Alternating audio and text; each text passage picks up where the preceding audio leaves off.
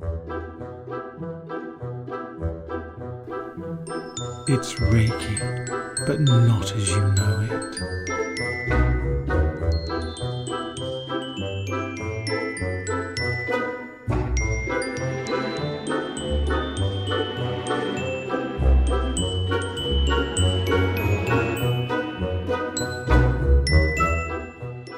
Well, hello, Martyn. How are Hello you there, Linda. today?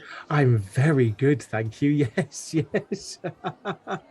So I've been sitting here looking at my tipple, waiting for you to get here because I haven't taken a sip of it yet. It's actually it's a test tube of something. I was going to say, it looks like a test tube. I thought you'd like made a sample. I don't. Yeah, is it a culture? What is this? But again, guess who it's from? It's Cornelia. So, Wow. and she keeps giving me the eyes like, you haven't had any yet? Why don't you drink it? Just drink it. Just do it. What particular color is that? This is going to be really gross. It looks like pus to me. I was going to say pus, but you know, I thought appropriate levels and things. That's why I thought it was a sample. Yeah, it's not pretty. It's not. I hope it tastes better than it looks. And then maybe I'll just close my eyes and pinch my nose, and down the hatch it'll go. Yes, yeah. I dread to think what the texture of it is. No, don't go there. I don't want. No. Well, my tipple today is completely different. It looks like a martini. It's non-alcoholic. Smells of elderflower. Oh, so yeah. Very not. I'll trade. Can I trade? No. We're given the drink that's exactly the What most apt for us. Yes. Yes, You I obviously know. need pus. Oh, And I lovely. need elderflower. You lucky guy.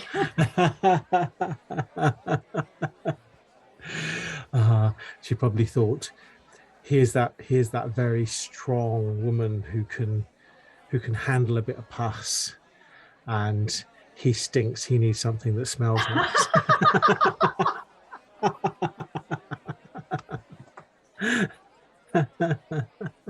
That's a totally different perspective. I was thinking elderberry. Oh, immunity building. Oh, okay. Strength, reinforcement, not stink. Well, this is it, you see. Like sometimes the same thing can have lots of polarity around it.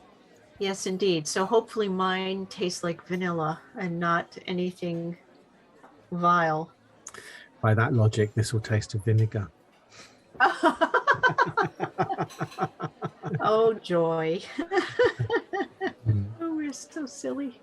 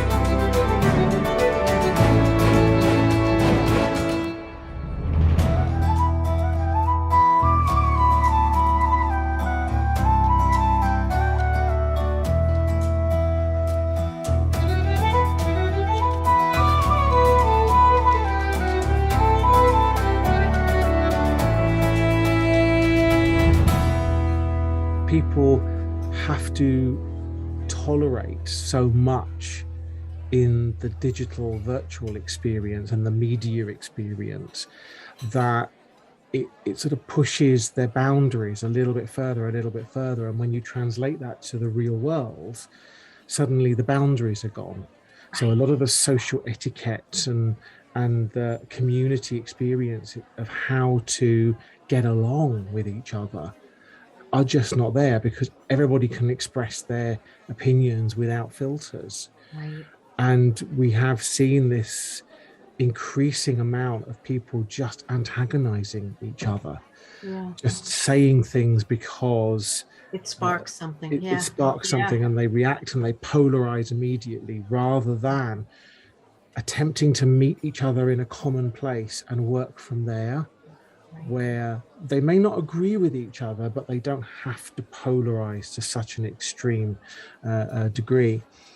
And of course, the challenge with this is that there's the other side of this, with as people are becoming more antagonistic, there is a polarization to that, where people just don't want the antagonism, the aggression, the violence, the stuff. They Right. just want to live their lives and be as happy as they possibly can, Right. and as fulfilled as they possibly can. And this tends to create this disassociation with reality. In therapeutic terms, I've seen it a lot over the years, where people, they want to stay in meditations or meditative states. They Yes, don't they want to go come back into the internal, world. right. Yeah, Internal is going to do nothing for you or outwardly.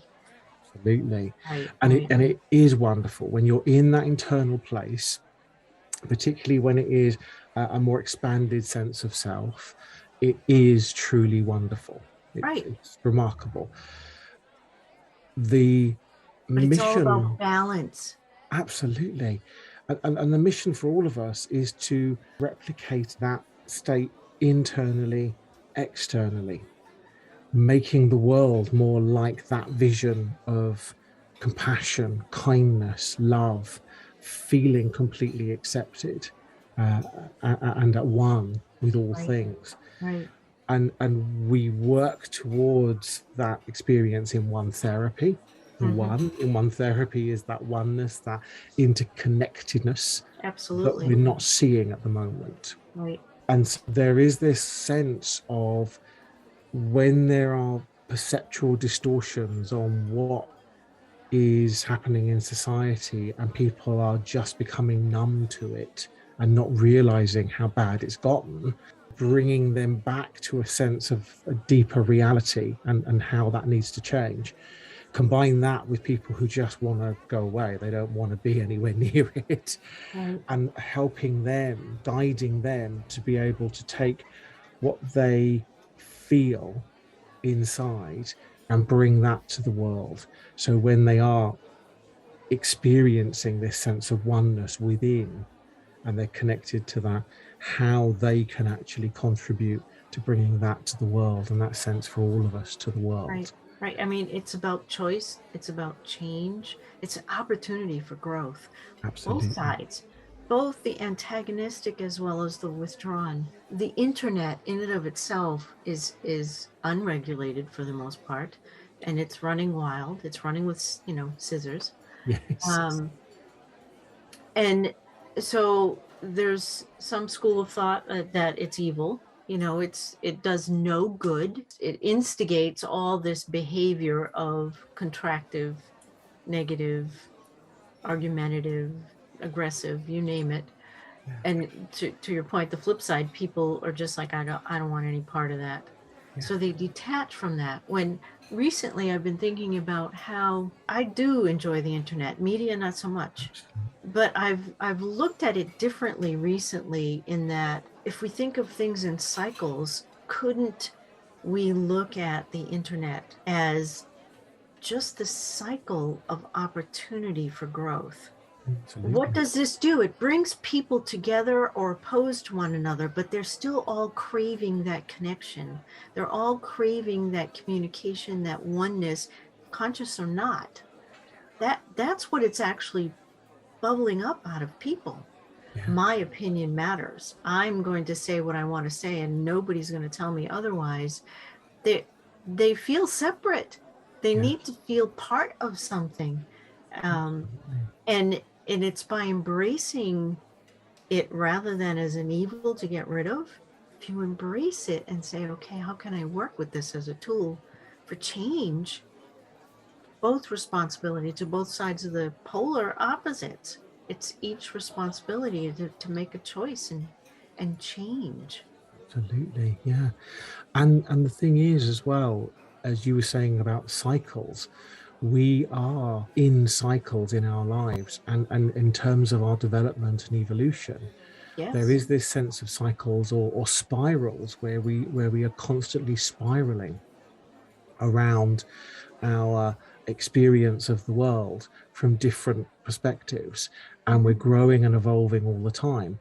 And if you are on quite a tight spiral, so you're very close to trauma, for example, and you're spiraling around it with a really tight experience there, it will be incredibly traumatizing and be there constantly because of this narrow spiral where you're just literally caught in its gravitational pull. Restricted almost, yeah. Exactly, yes.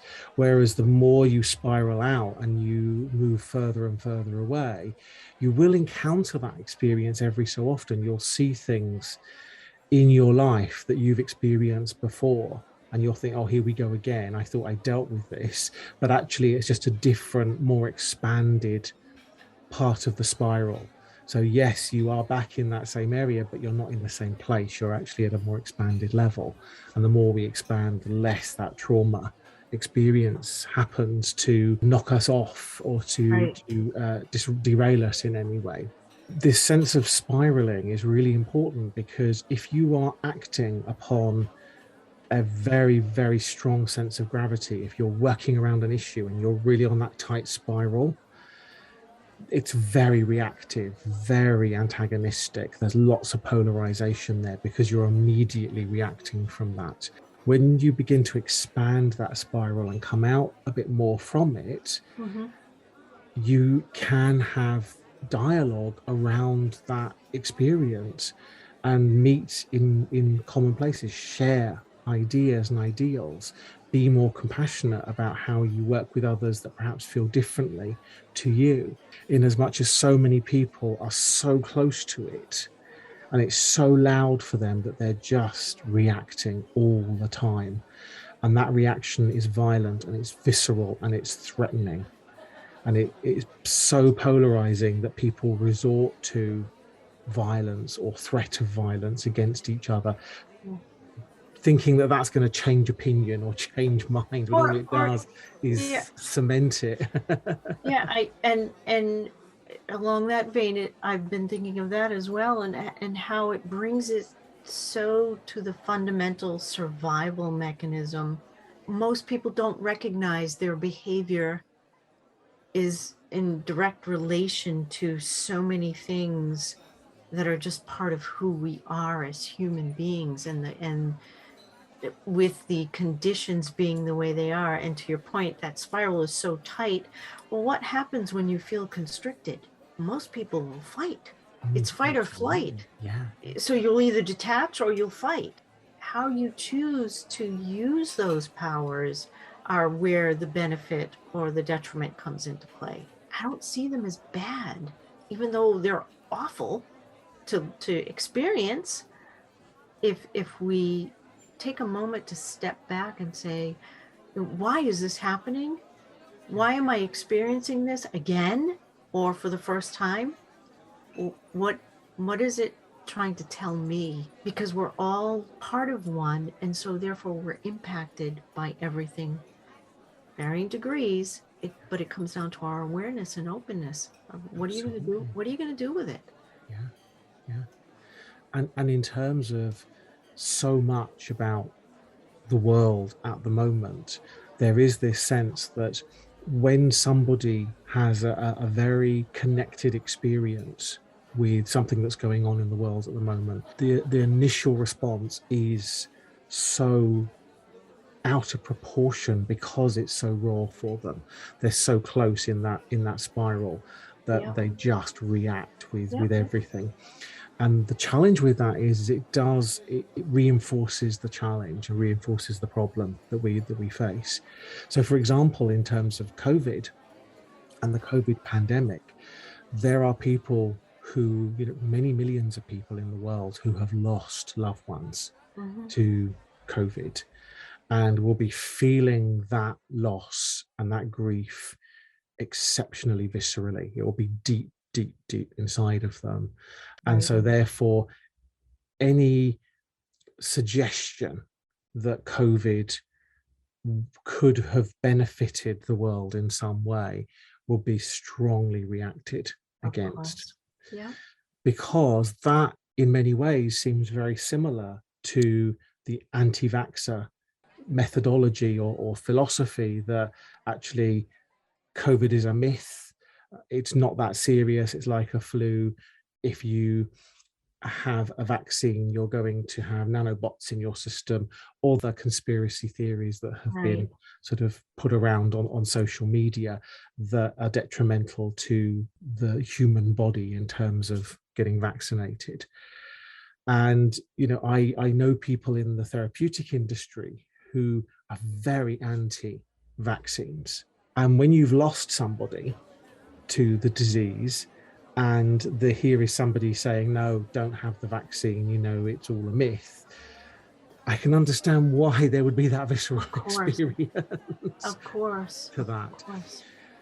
But then, of course, there is that other perspective that, and this was something that scientists were saying very early on in the pandemic, was thank goodness that COVID has come along, because if the mortality rate of COVID or of the virus had been any more, there would have been nothing to stop the human race from being decimated. The fact that it was what it was meant that, yes, there were people dying, but the mortality rate wasn't as high as it could have been. When you look at the effects of some viruses, they are so deadly that, it's 100% mortality rate with them. Or certainly a lot higher. COVID is low in the big scheme of things. But what it did in those early days was it showed us what we needed to be doing in terms of mask wearing, social distancing, good hygiene, taking care of ourselves and of others. And COVID really began to demonstrate that, which is why scientists were saying, thank goodness we're learning this now, because in the future, if something else comes along with a higher mortality rate, we will know what to do and how to look after ourselves and others better. And so very early on, there was this sense of, well, thank goodness it was this one and not another one. That doesn't detract from the people who have lost, because they are still in that pain, and all of those people still died. That's no comfort to them. And I think this is where the challenge is that there are so many different viewpoints. And the challenge for all of us is that when we are so close to a personal experience in our own lives that is extremely traumatic or painful, we have a tendency to react with a very polarizing effect. Absolutely. When we start to move away from that and begin to come together and have dialogue, that's where things begin to be resolved. And we can begin to work through our differences. We may not always think the same, but at least we can get on and have conversations, meaningful conversations that help us all grow as human beings. The other challenge is if we don't do that, we are more easily manipulated, because if you have an extreme view or an extreme reaction to something, you're very easy to manipulate in that respect, which is what social media and other forms of media do all the time. They rely on that little spiral to just push buttons and press on nerves. Yeah, exactly. Yes. Oh, so true. So true. And I think that's really important when we are talking about, say, for example, COVID, that there is this sense of when one feels oneself reacting to something that is said in that conversation, that it's really important to just take a step back and understand why. Why am I reacting to that? What is in my experience of the world, my perspective, the way that I'm thinking at the moment that is causing such a strong reaction? And what can I do to step back from that reaction and just work with this? Because the end result for all of us cannot be that we are right and everybody else is wrong. No, Because because that's there's that no growth there. no, exactly. And that's where fascism comes from. Yeah. The fascist regimes we've seen in the world and exist in the world now come from this: I'm right, you're wrong, you're going to do what I say. Right. And regardless of politics or social experience, etc., the right wrong polarization is, it always leads to fascism of some kind, to some extremist point of view. The way that we grow together is to come together, and that's where It's a harmonization. absolutely, yeah, and that's where one therapy is really focused: the coming together, the Yes. realization of oneness within us all, that Right. we are all interconnected and we all need each other. The world, in all of its complexity, mind-boggling complexity, would not be as it is if we weren't all here and all doing what we have done to get to this moment. So understanding that oneness between us all is very important to understand how we create a better world for everybody moving forward. Right. It completely shifts your perspective when you look outwardly with wholeheartedness, with the thought of harmonization. There's so many underlying causes within that the outside circumstances are just catalysts to bring out what is already there. And so if we look at everything as an opportunity for change, it doesn't make the task any easier. However, that one step is by far much better than being stuck, not knowing which end is up, or being in that emotional turmoil of that tight spiral. There are solutions. There are many solutions. And it's everyone's responsibility to make that choice. Everyone. Absolutely. Yeah. It's not one group versus another group. It's not a right or a wrong. It's a mutual effort. Yes. Yeah. And personally, I think things occur that are very globally awakening, shall we say. We're at this cycle where change needs to happen. You can look at this in every single aspect of our life on Earth, every single bit. And what are we going to do about it? We're going to just put blinders on and keep going? Yeah. It's giving power to those who haven't got blinders on, who are very aware of what's happening in the world and how they can better their lifestyle, their status, their authority in the world by leveraging that head in sand mentality.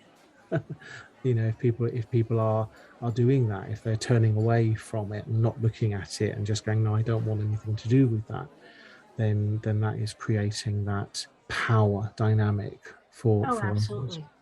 Absolutely. and it is challenging. This is the thing. I mean, the psychological impact of being at the other end of what happens in the world and what is going on in the world at the moment can be incredibly disempowering for people. And psychologically, that sense of having absolutely no power to create change in the world is something that is incredibly psychologically damaging. Of course. For people. Yeah. The challenge with when we live in a world of social constructs where basically everything beyond survival needs is story, and everything that comes out of people's mouths most of the time is just story, it's just narrative that we tell ourselves to make the world what it is. That experience of just going around telling each other stories and sharing our narratives all the time creates this sense of complexity in the world, where we have things like the law, for example, which is a construct, it's a framework which tells human beings how to live and how to be within the law. So if you are acting within the law, everything's great and peachy. And if you're not acting within the law, then you're going to be punished for that. Right. And we all are bound by the laws of our territories. So wherever we are in the world, there will be laws that we are bound by. The challenge is that human nature can't always match those constructs, and it's much easier to go down into human nature or animalistic nature than it is to continually strive to something larger or bigger than oneself. And this is what we tend to see in the world, particularly when things are challenging. People revert back to a more animalistic, reactive nature than they do to strive for something better. And if you turn away from that striving, from that wanting, from that need to come together and to share experience with those who are currently polarized against you, then we're not going to go anywhere. We're just going to all revert back to a more animalistic way and start fighting. This is what I love about VM, because in VM, if you work with your sense of assertion within your V state, we get this sort of sense, well, other people either have to match that or we don't exist in the same space. Right.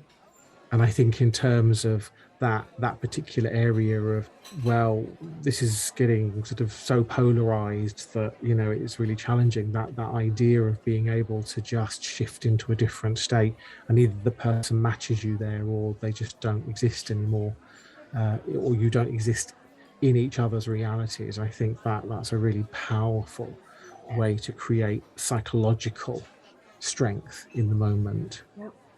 Yeah, I just when you mentioned VM, I was thinking VM.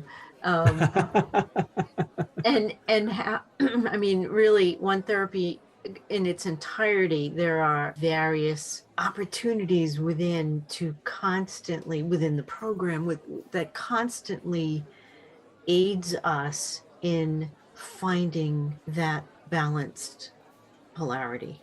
The more you recognize that you want to maintain your power, and I'm not talking ego, I'm not talking strength of force against others, I'm talking about reclaiming the power within that is rightfully all of ours. We all have this, rather than giving away our power.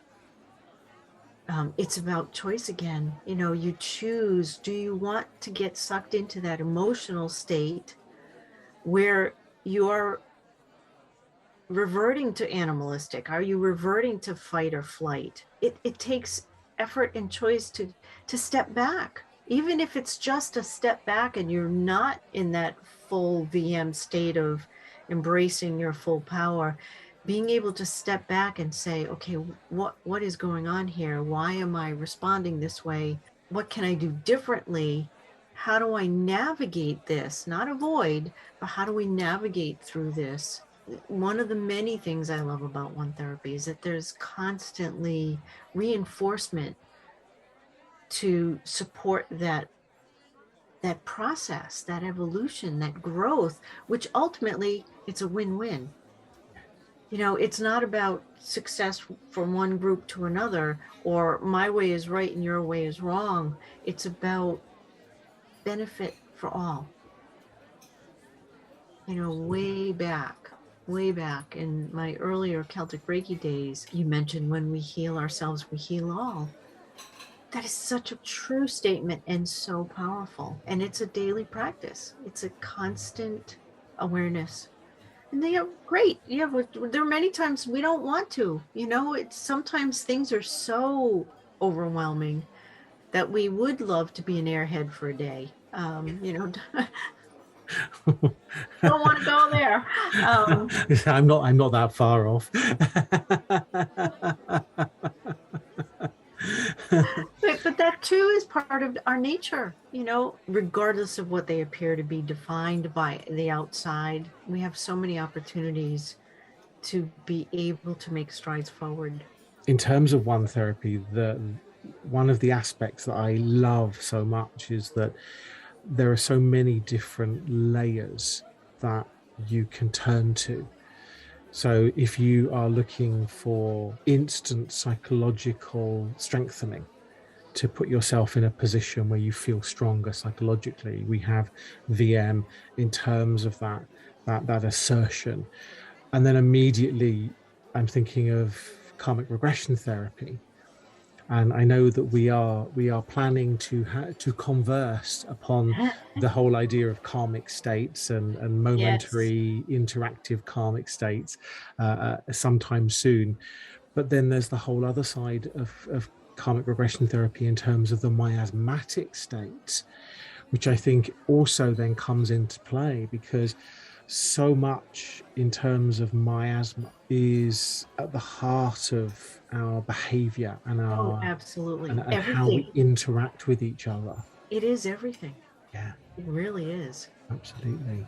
Yeah, everything that comes out of our mouth is story, it's a narrative, it's something that we have ourselves taken on board at some point in our lives, been taught or told at some point, and then done things with internally. We've put things together, we've made connections, we've developed things, taken things to the next natural conclusion for us. Mm-hmm. And this shapes our personality. It sort of creates a sense of who we are Mm-hmm. and a sense of ego. And that means that whenever we are talking, whatever we say or comes out of our mouth is the story of that particular experience of the world. And if you're paying attention and you're listening to the person, you can hear their story, regardless of what the actual words and intent of those words is meant. When you look beyond that, you see where that is coming from, the source of that narrative, and that Yes. will give you a real sense of the person. And our miasma and miasmatic states, they warp us and distort us to such a degree that the narrative is stained with it. Right. We talk in miasmas all the time. Yes. Yes. And that is so powerful. It is such a powerful thing, because by hearing those miasmatic stories in how we communicate, as therapists, we can help create transformation in someone's lives just by looking at those Oh, absolutely. underlying miasmatic states. Yeah. Absolutely. You know, they're not to be removed. They're not to be eliminated. It's another opportunity to view it as a transformational tool. Everything has polar opposites. Everything. Yes.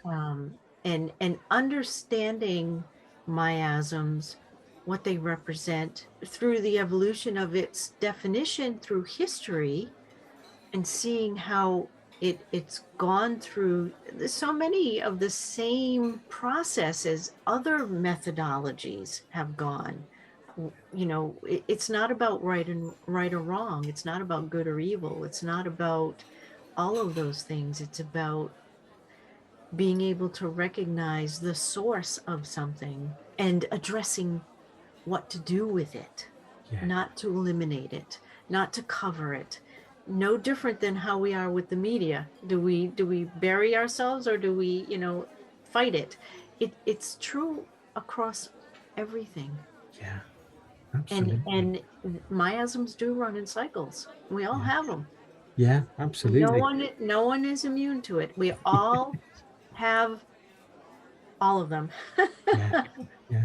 And I think there is this sense of clearing miasms, of curing them, which, you know, for some therapists work very, very well. This idea of clearing them and seeing what's behind them and then clearing further and working through to this sense of purity, or this pure self. However, in terms of how miasms work in a more secular or spiral sense, there is a real need to acknowledge the miasm and to work with it in a very different way. When you understand that clearing it doesn't get rid of it, it just moves you into a point of expansion beyond it, but you can always reconnect to it from Oh, that position of absolutely. It can expansion manifest in a different way. in a Yep. different way. Exactly. Yes. You know, So it's like poison ivy, something that just runs. It runs underground and eventually will crop up elsewhere. That, to me, that's miasms. If you try to eliminate them, they'll come up in a different form. They'll manifest in a different way. Absolutely. And there is that real sense of going in, cutting them off, digging them up, and then just walking away and saying, right, I've done that now, wiping your hands and, hey, I don't need to deal with that anymore. Because then when you walk away, the ivy grows again. Yes. And so it is that sense of I've cleared this now, but I need to be vigilant and I need to be aware of the signs that it's coming back. Yes. And it is extraordinary how working with miasms can alleviate so many symptoms of disease. Mm-hmm. And I know personally from my own experience of growing up with asthma and having childhood asthma that carried on into my teens and adulthood, having inhalers constantly, daily use of inhalers, would often end up in hospital on a nebulizer. Yeah. And that was very much part of my life. And then working miasmatically, actually taking away the asthma just stopped. And I didn't need inhalers. I didn't even think about inhalers anymore. And I lived for 20 years without asthma. And it wasn't until I contracted COVID in 2020 that the asthma came back. Right. And there really was that struggle of I cleared this miasm, I cleared what was causing the asthma. I was healed and now it's come back. And that for me was a real lesson in you can move beyond miasms for years, for decades. But then when you need them, you come back to them. And they are there and you just see them from a very different perspective. And I love the fact that you said when you need them, because that is the golden egg. When you recognize this as an opportunity, you need it because you need that expansion, you need that change, you need that growth. It provides itself right when you need it. Absolutely. Yes. Yeah. And this leads us on to the concept of the COVID miasm. Mm-hmm. Because so many diseases, pollutants, etc., types of radiation, they all come with a miasmatic result. Yeah. So if you contract a specific disease, from that point on, there is a miasmatic quality. Yes. Even if you get rid of the physical disease and the bacteria or the virus or the prion is no longer there, there is still a miasmatic experience of that you cycle around. Yeah. And for me, that miasm was there from the first time I contracted COVID. I've had it twice. The second time was a very different experience because of getting to a point where I acknowledged the miasm and began working with it and in harmony with it. So when I contracted it again, it was almost like bookends. It was like the beginning and the end of a specific journey in my life.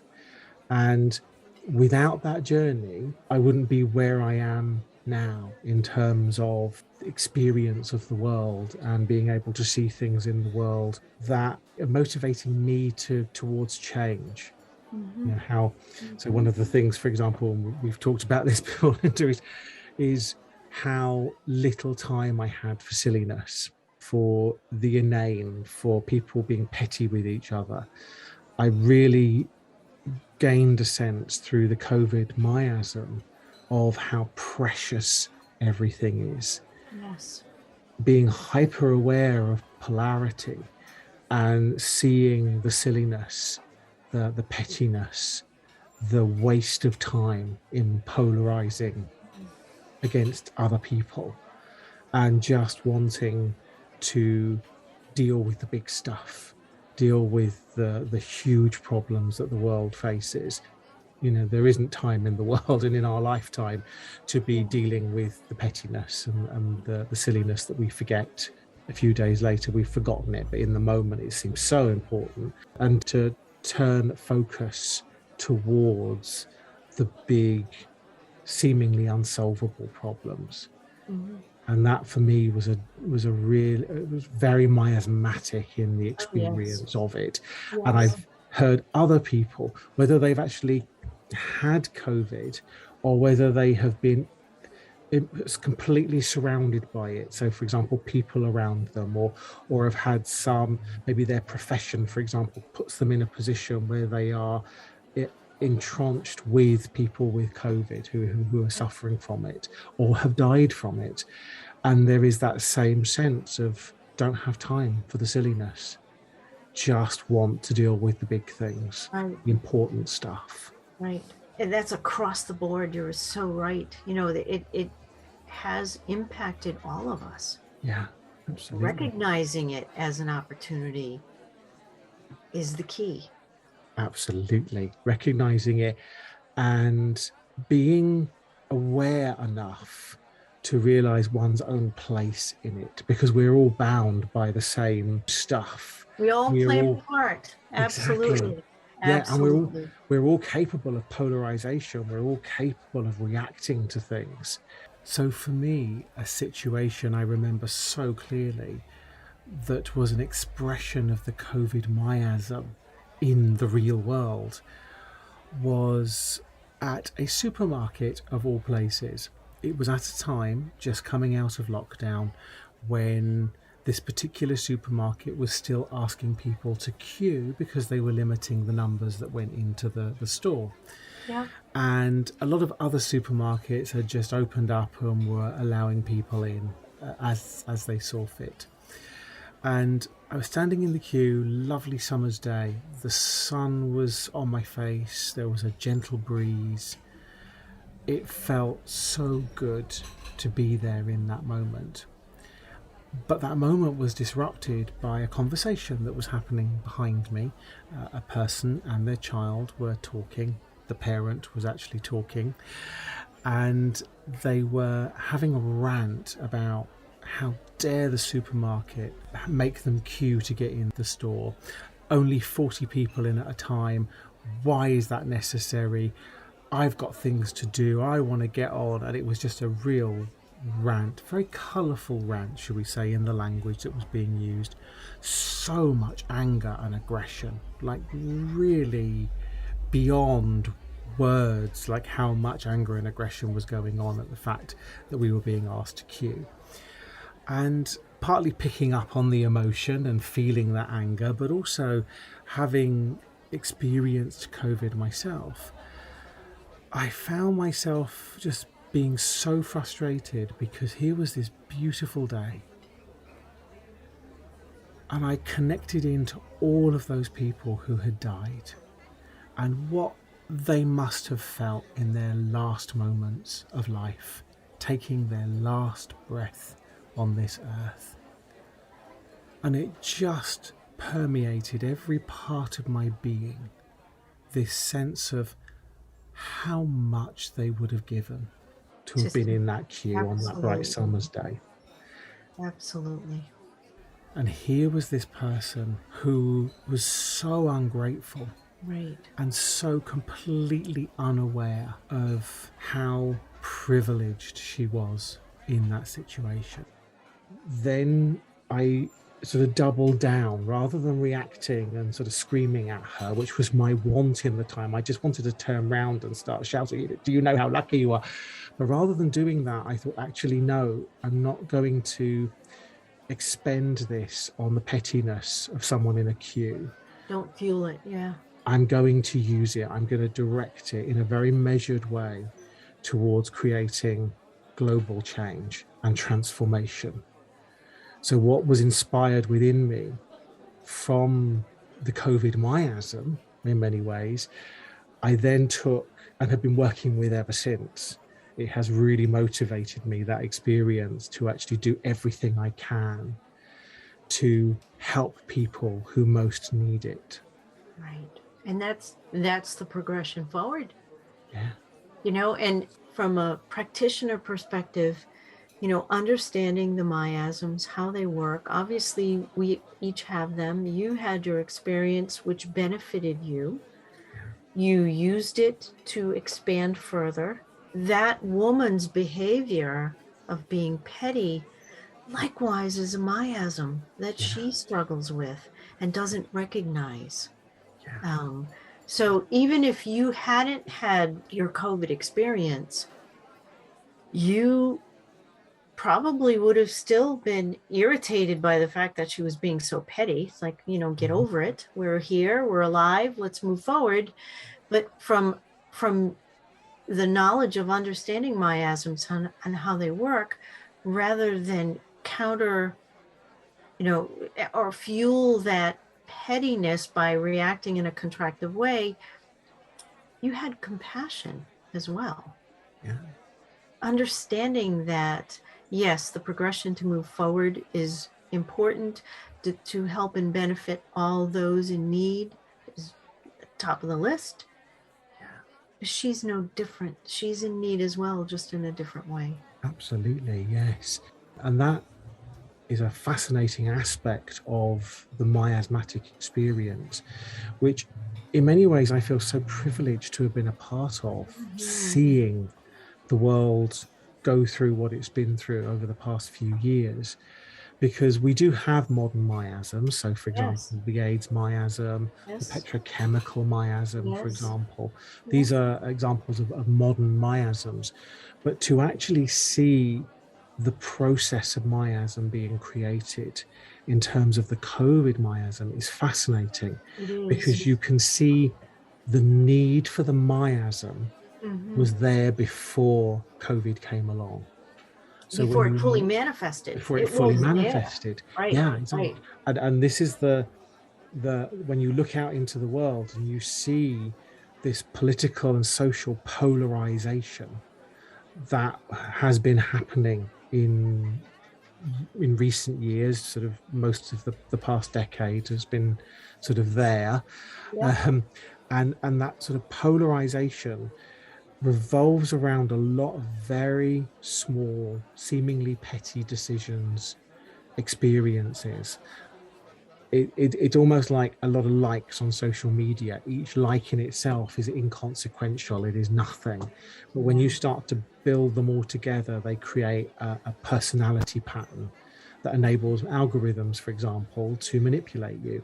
Right. In societal and political terms, those little experiences, those seemingly petty, innocuous experiences, all build together to shape the world into a very polarized mess. Yes. And that was there before we had the first case of COVID. Yeah, absolutely. And COVID came to meet that experience, the miasm that has been created by the disease and being immersed and entrenched within that disease has come to meet the polarization of the world.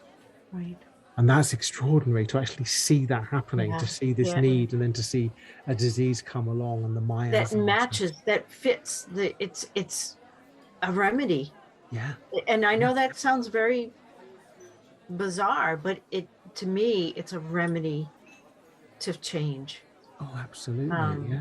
And you have said recently, are you spending your breath? Are you investing your breath? And absolutely. COVID being such a, impact mostly lung issues. As a human race, are we spending our breath, wasting our breath on foolishness, on petty? are we investing our breath to progress forward? That's it. That sounds simple, but it's really deep. It's very heavy. It's something to take a step back and evaluate each individual.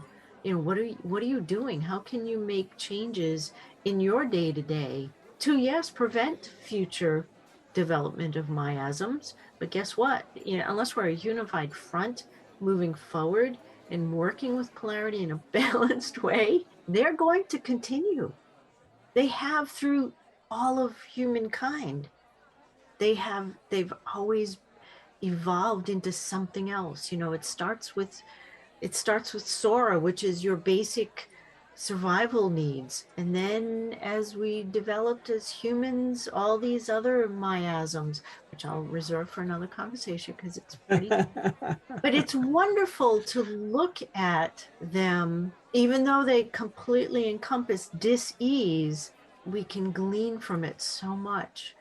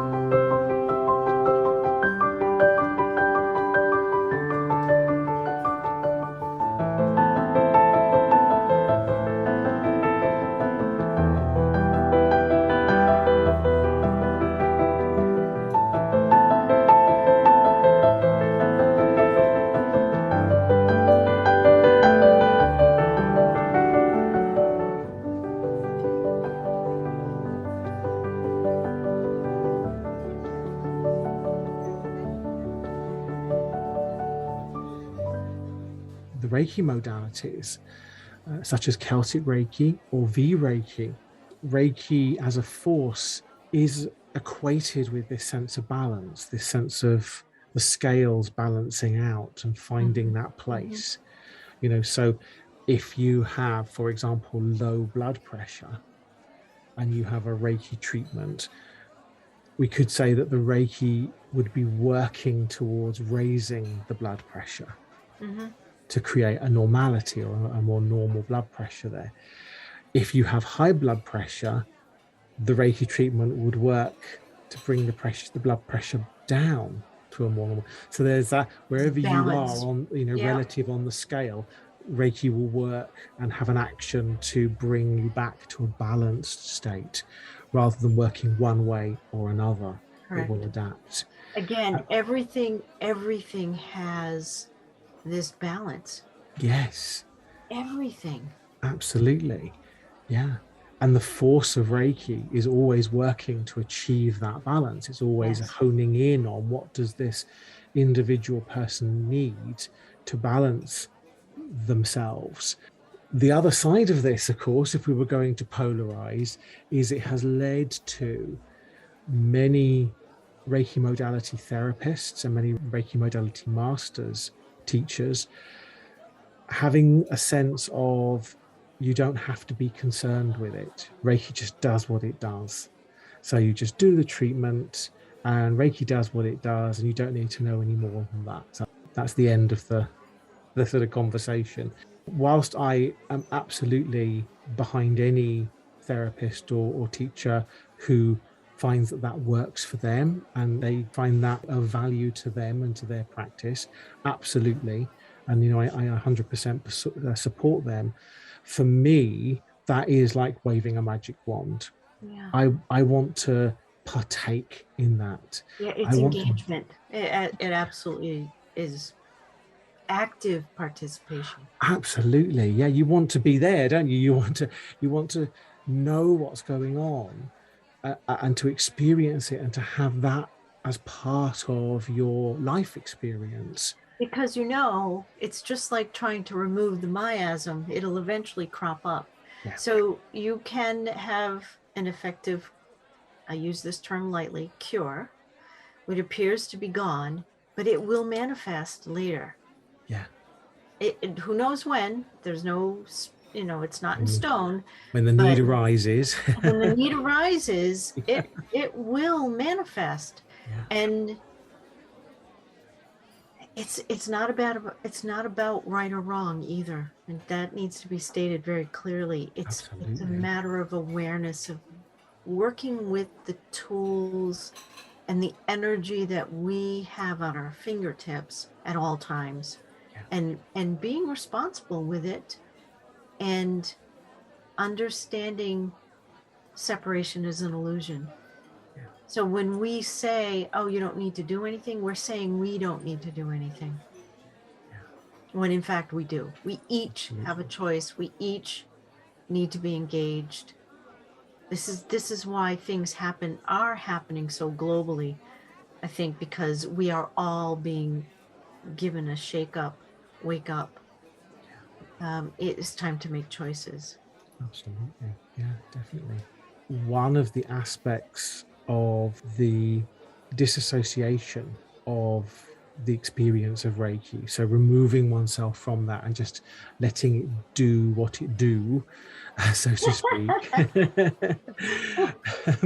it creates dynamics that are quite blasé in their approach. So, for example, people saying in the absolute worst moments of having COVID and the experience of COVID, well, can't you just do a Reiki treatment? Aren't you supposed to be this sort of fancy Yes. Reiki person? Why don't you just fix it? Why don't you just fix it? And that, for me, is not how it works. If you're just No. waving magic wands through life and going, make that better, there you go, that's all better now, you're not partaking in the experience of life. You're not growing and learning. There's so much more. Oh, absolutely.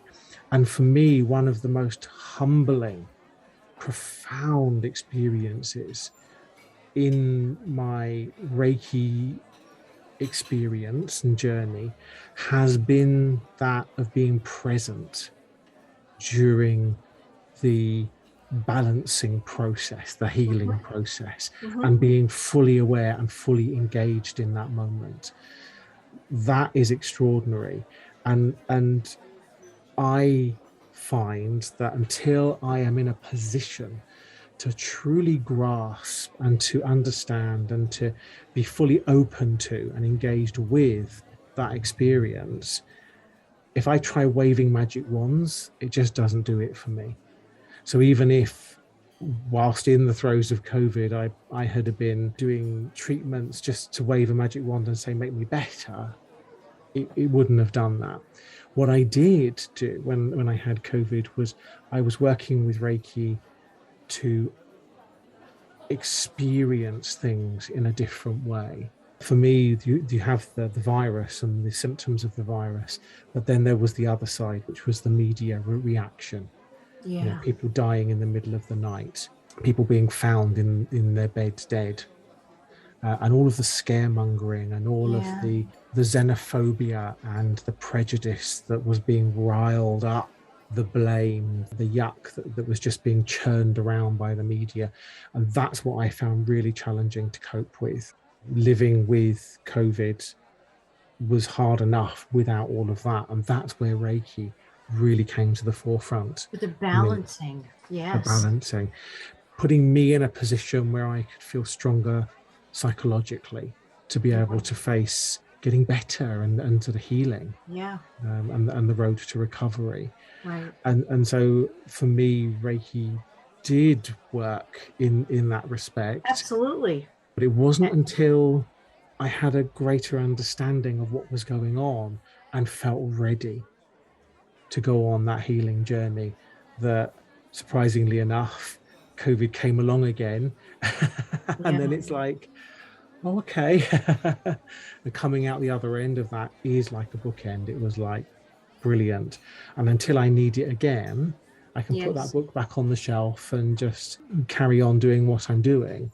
If Right. ever I need it in the future, I know that book will come back off that shelf. Right. And you know, you said something very important for the listeners to hear again, and that is in relation to when you were ready for it. We all heal and grow at our own pace. When we are ready, we will encounter what we need, and we will continue to encounter it. It is truly in the recognition of, what do I need? You need to ask your questions to yourself, these very open-ended questions, not get rid of it. Why, what, where, who, whatever the open-ended questions may be. But everyone is on a journey, and it is personal and individual.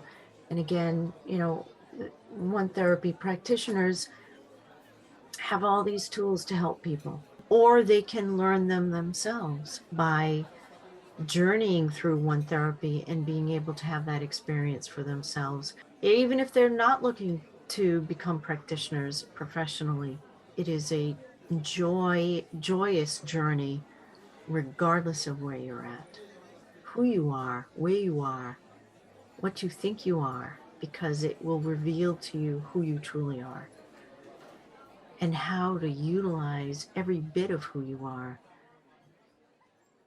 to be able to navigate. Because this is what this is all about, is being able to navigate and progress and explore and pioneer and expand into the unknown. And what an adventure. You've had some experiences, haven't you, since the pandemic came about? Well, when COVID first came about, I was shocked, just like everyone else in the population. And at the time, I found with COVID that it presented an opportunity. What was I going to do with this? Was I going to fall into the default that this was bad, that, you know, the sky is falling, and, you know, all the very contractive fear instilling because of the unknown of what it was, where it was going to go, how was it going to impact everyone. I decided very early on that I was going to use it as a benefit. And that really helped me develop my remote practice in ways that I never thought I was capable of doing, to the point where I went and explored into things that I thought I could never do, and was pleasantly surprised, whether that was media, whether that was developing a pilot circle group to find out how we can all globally connect, even though we don't physically have this connection. You know, you don't realize how important physical connection is until it's taken away from you.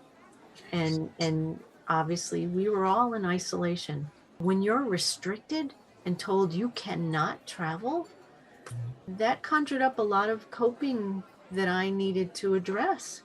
And what was I going to do with it? Was I going to, again, allow it to be very contractive, or was I going to embrace it and say, okay, if I can't do this, what can I do?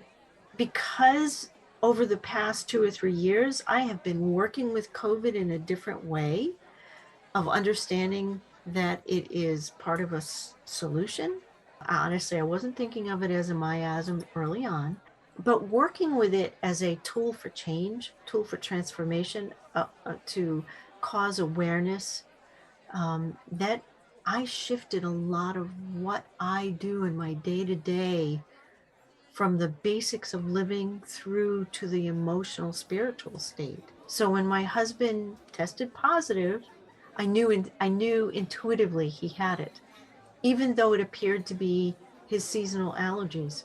I just knew intuitively, and I immediately started addressing it with all the tools I have from one therapy. Reiki, of course, but also from an essence perspective. And he bounced right out of it. It's still here. COVID is still here. It Absolutely. will stay here, I feel. It Yeah. will never go. And it's a choice again. Do you become immune to it is not the right word, because we will never be immune to it, but do we turn a blind eye to it? Or do we constantly, when you were describing the tight spiral, do we feel confined by it, or do we expand but be aware that it's still there? Because it will crop up and manifest if you take advantage of the fact that I'm done with it. I don't have to deal with it anymore. Because I truly believe COVID was a benefit. I truly do. Yes, it was awful. Yes, there was a lot of loss. Yet on the flip side, I see so much of the benefit and how it has helped me be a better practitioner. It has helped me be better within family interactions. It's helped me just in what you and I do. And that goes global. You have to also trust and understand the cycle and your power that you can put forth outward for even those that may not remember their power. You can share that power or remind them of that power that So they have. that's fascinating as well, because that's another aspect for me of the COVID miasm, which is the sense of isolation that people have been feeling for years now. The image I get is someone alone in a dark room, very often sort of just in their bedroom, just in despair, distraught, feeling Yeah. completely alone in the world, feeling lost, as if the world is against them and nothing that they can say and do will help, feeling worthless, and just longing to reach out and to have somebody offer a helping hand. Mhm. And that vision of those people out there has become a real drive for me to actually be that hand that reaches out and sort Yes. of goes out to those people and says, I'm here You're to not help. alone. You're Yes. not alone. And to offer words of support and wisdom to those people that help them not be in that room anymore. That, for me, that sense of isolation is very indicative of the COVID miasm. Oh, yes. Absolutely. Again, this is very miasmatic. To me, it's like a fundamental value that we need as humans to feel like we belong, that we are connected.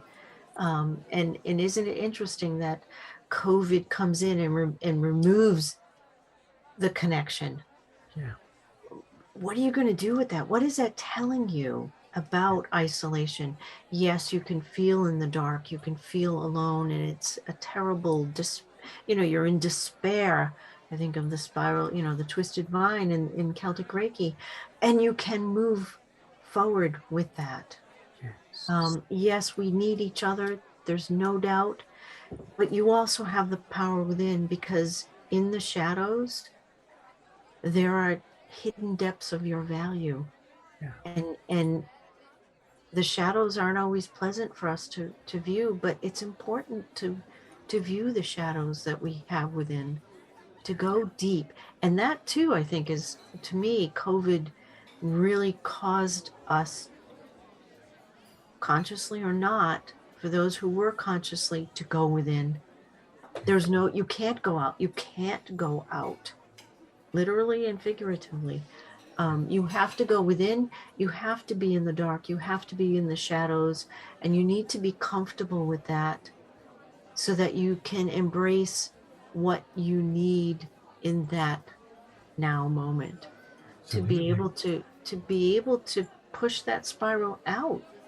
It's really important as well to acknowledge in this dialogue around isolation and how people were isolated within their homes through COVID and couldn't see family members and friends, couldn't interact or socialize.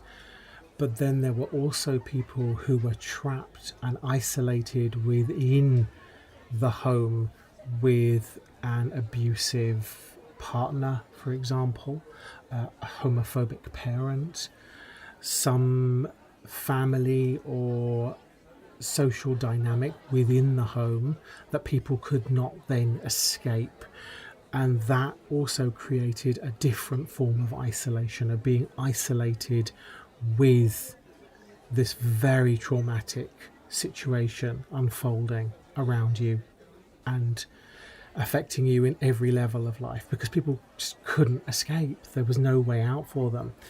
This sense of reaching out into the world has become the responsibility of all of us, to reach out and to help through the isolation of people who are alone in their homes and people who are trapped and isolated by being trapped with this traumatic, often abusive relationships that they have in their homes. And whether we are in lockdown or whether we are out and about in the world as we are now, we all have that responsibility. And it is our duty of compassion and kindness and care for the world to ensure that we are always ready to extend that hand and say, I am here to help.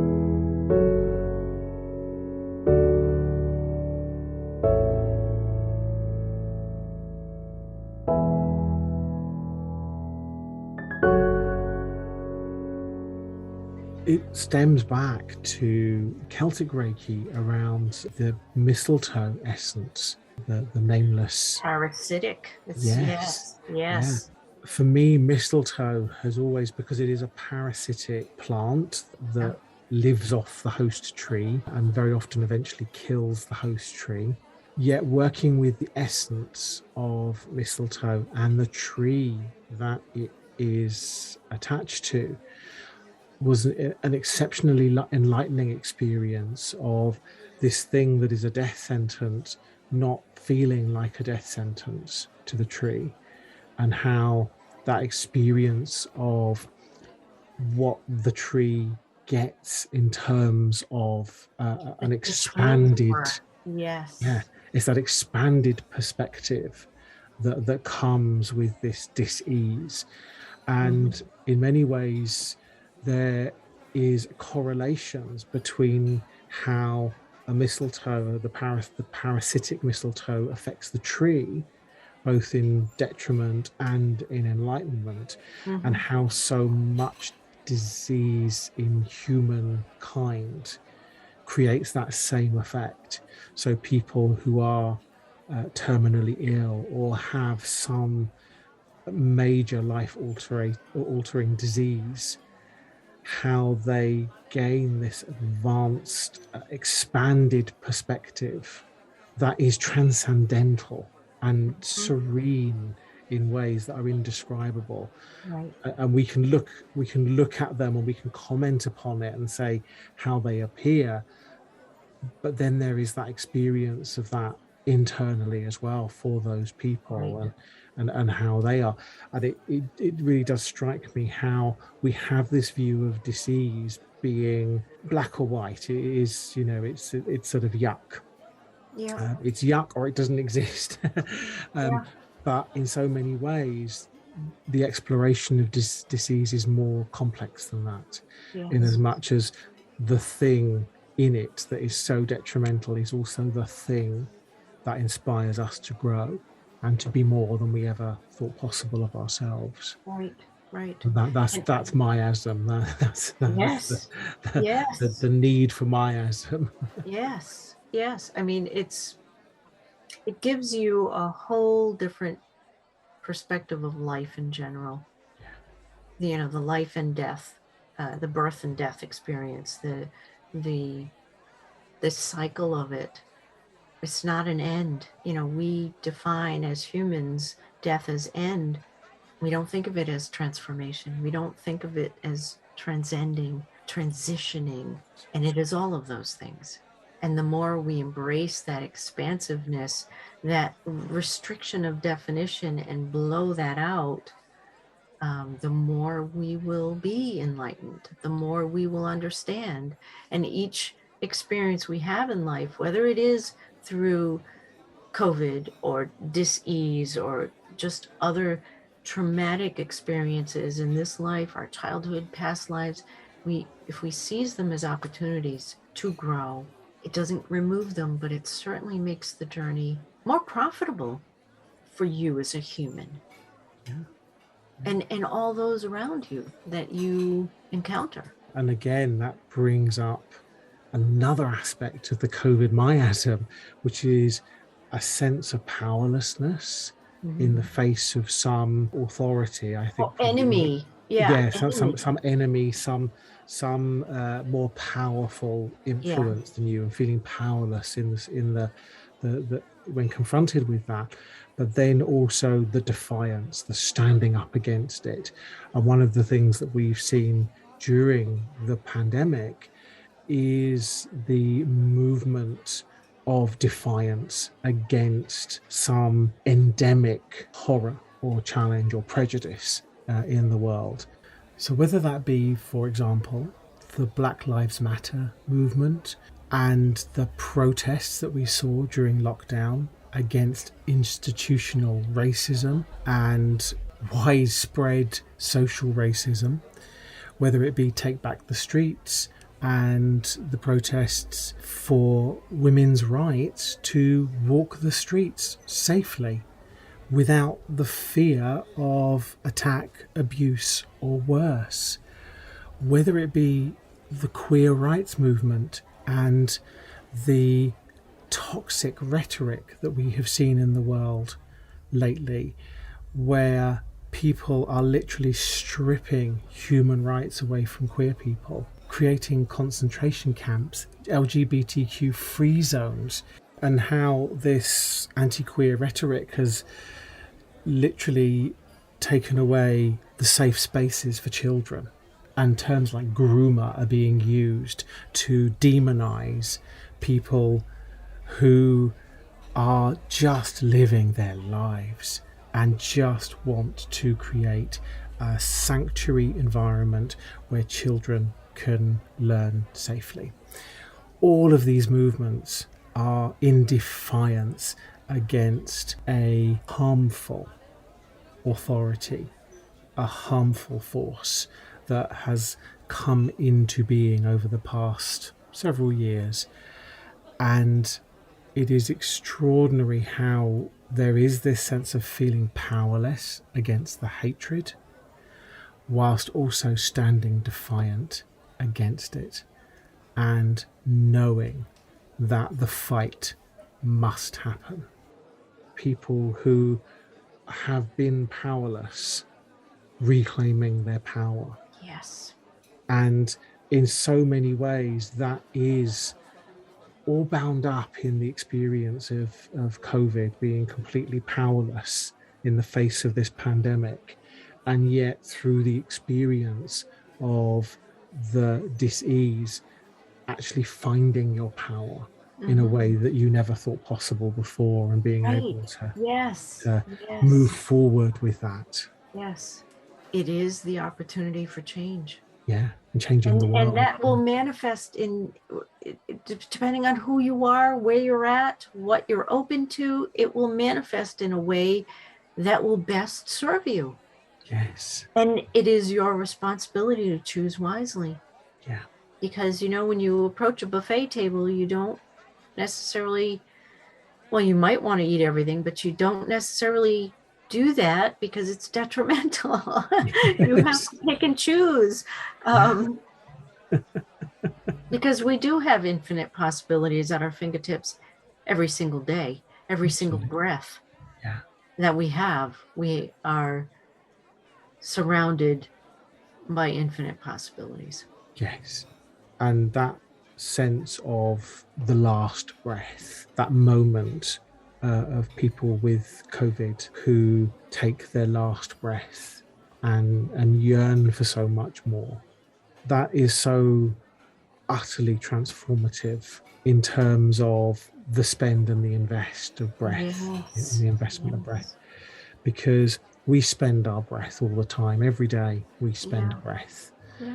And it's not until you start working with the investment of breath and understanding that if you took a deep breath in and knew that at the top of the breath you would not take another breath in, that was it, and you breathe out, and in the out breath you give your final message to the world. If you know what that message is and you're able to breathe out and give that message, then that is an investment of breath. If you're at the top of the breath and you don't know what you would say in that next moment, and you just fall silent and breathe out and slip away, then that is a spend of breath. Yes. And that understanding, for me personally, means that I strive with every breath to say something that is enlightening in some way, even if that is just making somebody laugh. Yes. And giving does them it add value. Is it you know, I was going to say, is it making someone happy? But it's so much more than that. Are you investing your breath so that the outcome is fruitful in any way it can be? Yes. You know, so that the harvest of the receiver will benefit physically, mentally, spiritually. It doesn't matter. It is the benefit of that result of investment. Yes. And that the breath actually achieves more in what you do with it than the time it took to take that breath itself. So there is a bigger impact, a longer lasting impact than the breath. We're talking legacy here. We are absolutely. So talking legacy. Yes. Yeah, absolutely. That every breath is a legacy breath. Yeah. And of course, you know, we're all human. There are times when I've literally just been having a conversation and that entire conversation feels like a spend. It feels like there was no value in having that conversation. But just by being aware of that, it means that the next conversation, I'm consciously and conscientiously striving to put more value Making into choice. that You're making a conversation choice. and the Yes. breath. Yeah. And that's how we begin. It doesn't Yeah. matter that you've spent breath. It's that you're aware next time and trying Yeah. and just get a little bit more value and a little Yeah. bit more value and a Yeah. I little mean, bit we more all value. do it. We Yeah, all absolutely. spew and we all. Yeah, yes. Yeah. But if there's something that COVID has taught us in terms of its connection to breathing and to breath, it is how important an investment of breath is Yeah. over the spend. Yes. Mhm. Absolutely.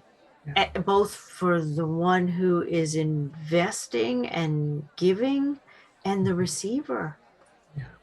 It's not just a one-way street. It's totally multiple. Absolutely. Yes. Yeah.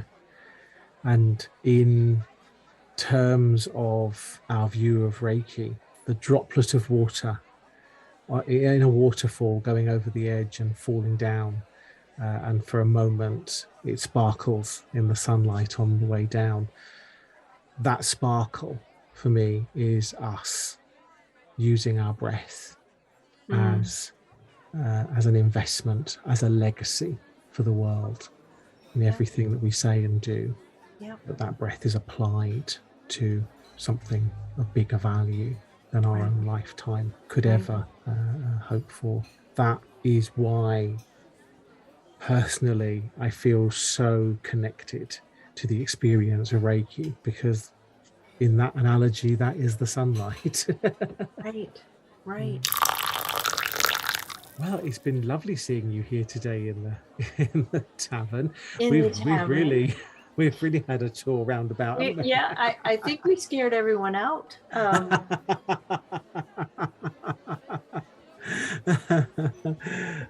They'll be back. They'll be back. They're used to us here. They're like, oh. Those two are back. They're back. Can't they go off and into the realms and have a conversation out there? Actually, I've heard a few say, "Can you take me there?" So it's the opposites of polarity once again. You've got those that say, "Oh, nope, no, thank you," and then others are like, "Hey, wait a minute here. Where is this place, and how do I go there?" So yeah. Oh, that's lovely. It's all good. It's all good. Fantastic. Well, until we meet again back here in the tavern, Linda, it's been lovely speaking to you today. As always, I feel exactly the same way. Wonderful. So until we meet again, be enchanted.